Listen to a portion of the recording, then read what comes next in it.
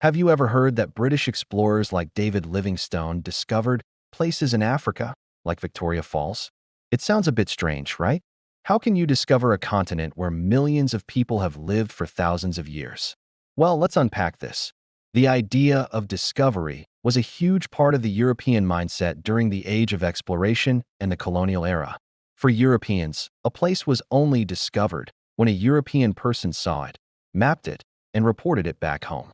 The people who already lived there, with their own names for everything, their own cultures, and their own histories, simply didn't count in this worldview. It was a perspective deeply rooted in a sense of cultural and racial superiority.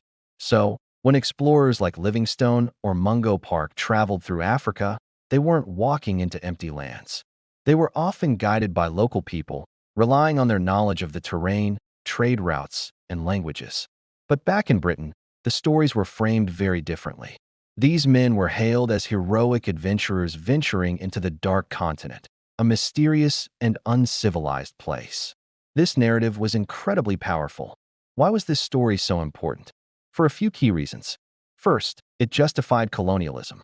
If Africa was a dark and undiscovered land, it gave European powers a moral pretext to step in, supposedly to bring civilization, Christianity, and commerce.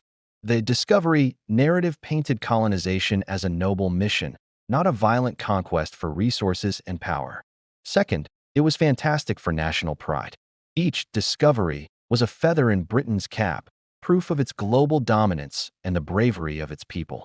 The story sold newspapers, books, and filled lecture halls. Explorers became national celebrities, symbols of the empire's reach and ambition. So, the claim that the British discovered Africa was never really about finding new land.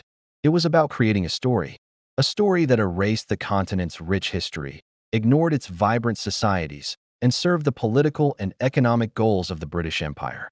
Understanding this helps us see how history is often written by the powerful and why it's so important to question these old narratives. Thanks for watching. If you found this interesting, hit that like button and subscribe for more dives into history. See you next time.